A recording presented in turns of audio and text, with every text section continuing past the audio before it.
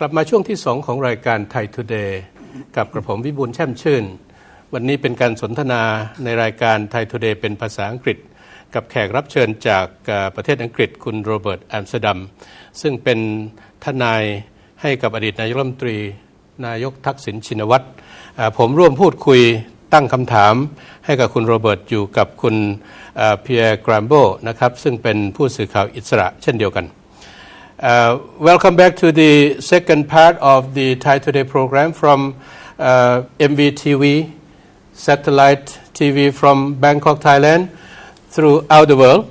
And we are now with our special guest, Robert Amsterdam of the law firm in London and Canada called Amsterdam and Peroff Law Office. Welcome back, Robert. Are you online again? Thank you very much. Okay.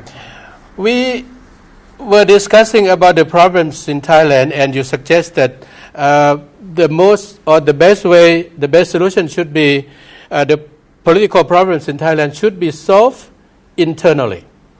If I'm not mistaken, I think that's the best way to do. But I would look at the problem inside Thailand now. The people are now moving. Tomorrow would be a big gathering in Chiang Mai up north in Thailand, and there would be more and more and more.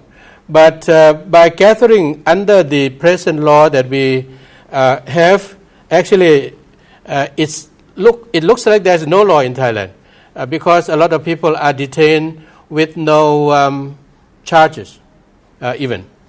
So media in Thailand do not report well, and we would like to rely also on international media. Would that be possible?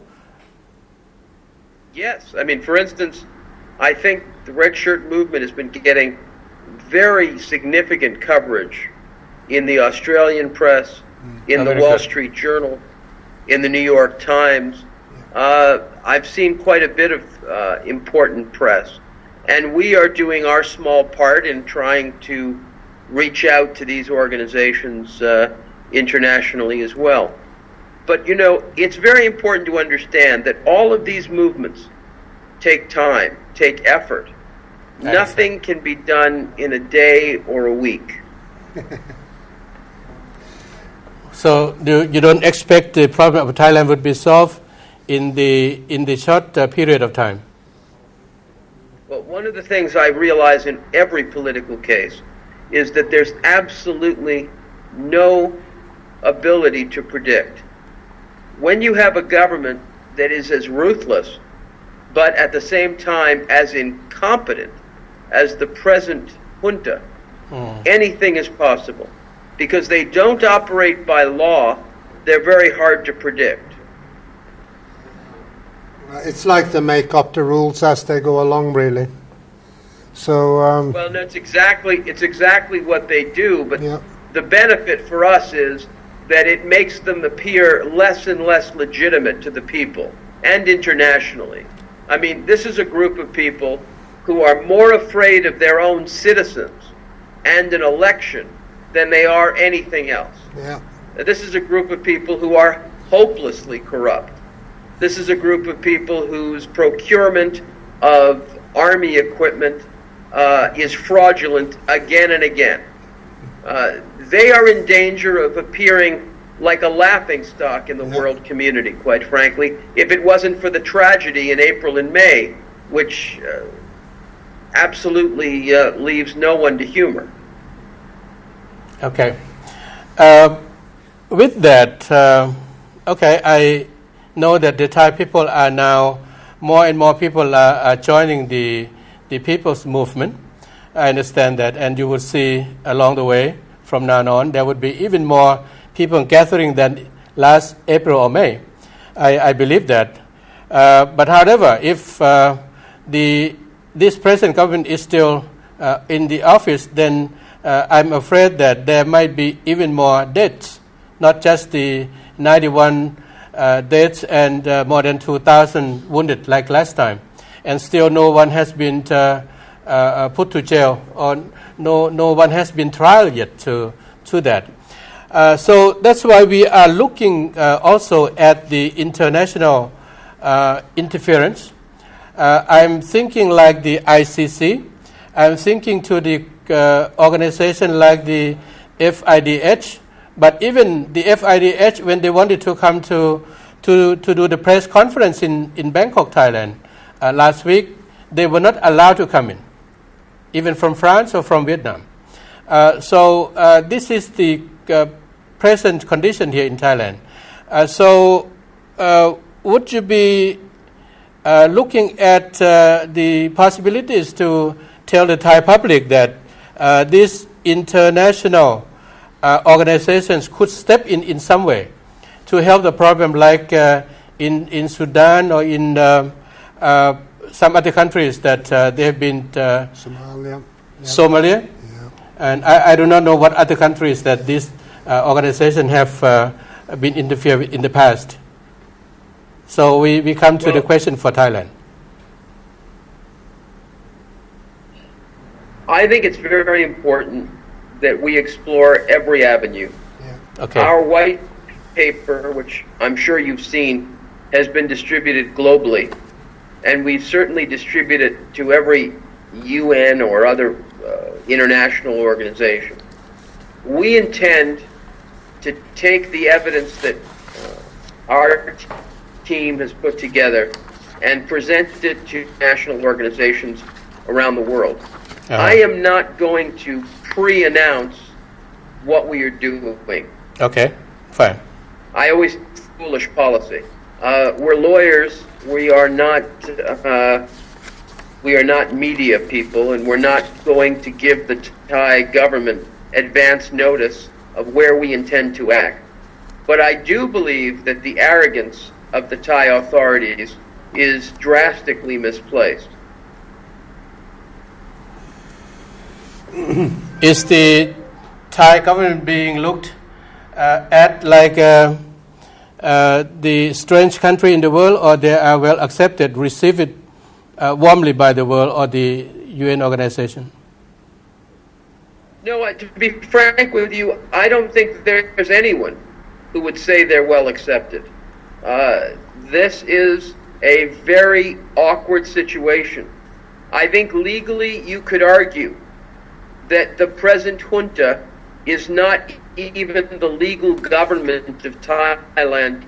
So no, this is a group of people who stole power through a military coup, who removed the legal constitution, who discredited the opposition by labeling them as terrorists and jailing the leadership, who offered an election on one day and took it back the next, who murdered their own citizens, who operated outside of the law, and who today are engaged in a cover-up of tremendous gravity, because it compounds the liability of those who gave the orders.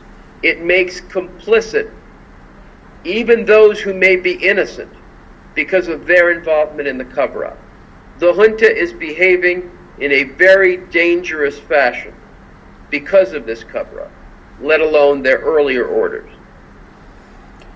Well, the present power structure, even though written in the constitution as a democratic regime, but really it is a disguised power in the church of the democratic system. We have the parliament similar to in many countries. We have the government who were from election. We have the court, even though even if they are not from the not connected with the parliament in some ways, but you can understand from the way that the cases, the verdicts, which has been announced, and the Thai public has been aware of that. But what we are worrying now is the international public, especially the 15 countries, 15 nations of the United Nations Security Council members. I say like the US, UK, France, China, Russia, Austria, Bosnia, Brazil, Gabon, Japan, Lebanon, Mexico, Nigeria, Turkey, Uganda. these are the 15 countries that we would like them to know what is really happening in Thailand. If they are really managing the world government there in the UN, we would only like them to understand what's happening here in Thailand. We are not believing in the reports of the newspaper from Thailand, but what I'm interested is to have the correct or really facts to be exposed to these governments, at least these 15 nations of the Security Council members. Let me assure you that because I'm an old fellow already, and I have been working for 30 years, many of my cases took place in some of those countries. Okay. In Nigeria, for instance, I've already had some of Nigeria's leaders on the phone with Dr. Thaksin. In fact, one of the Nigerian leaders, Nasir al-Rafai, who I had the privilege to represent and returned safely from exile to his home in Abuja, Nigeria, got on the phone with Dr. Thaksin and very emotionally told him what an inspiration he is for Africa. So you don't need to be concerned that the plight of the red shirts is ignored. We make sure, as do many others, that countries such as Nigeria, countries such as Brazil, other countries such as Kenya, where I recently did a trial. While I was in Kenya doing the trial, I was meeting with members of the elite in that country to explain to them the position of the red shirts. There's a tremendous amount of sympathy around the world for the red shirt movement and the oppression of the people in Thailand. This is, I think, very, very good for us to hear you saying this, and this is something we've not been aware of in Thailand. We think the world's forgotten about us, and no one really cared. Yeah, as I say, it's fantastic news for us. And the problem we have is that we want things to change tomorrow. and you say we got to give it a bit of patience. You should be aware that in addition to the white paper, we have launched an international campaign to remove the Democratic Party of Thailand from the Liberal International. Whether that will succeed in the next months, I don't know.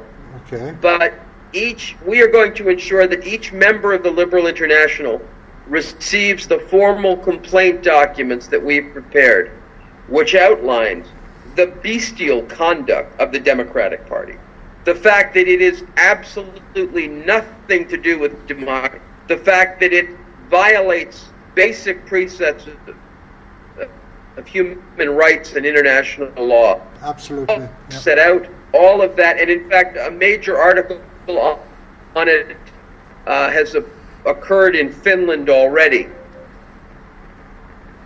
And I'll be traveling to Finland to discuss this. In fact, I am meeting next week in Amsterdam with one of the internationals. So, believe me, we are working. Okay. Now he went off. While we try to get him back again, just say it's fantastic news. We'll try to get you back, Bob, if you are still on. ขออภัยท่านผู้ชมครับสายกำลังร้อนก็อาจจะถูกไหม้ไปบ้างเล็กน้อยขณะนี้ก็เป็นการพูดคุยสนทนาระหว่างกระผมวิบูลย์แช่มชื่นกับคุณเพียร์กรัมโบจาก MV News ในกรุงเทพนะครับพูดคุยกับทนายนานาชาติที่ชื่อโรเบิร์ตอัมสเตอร์ดัมที่ประเทศอังกฤษซึ่งมีการพูดคุยกันผ่านอากาศไปยังลอนดอนประเทศอังกฤษแต่ปรากฏว่าขณะนี้สายถูกรบกวนไปไม่แน่ใจว่าเป็นเพราะเทคโนโลยีหรือว่าเป็นการกระทำโดยจงใจแต่ว่าเดี๋ยวเราคงพูดคุยกันสักหน่อยนึง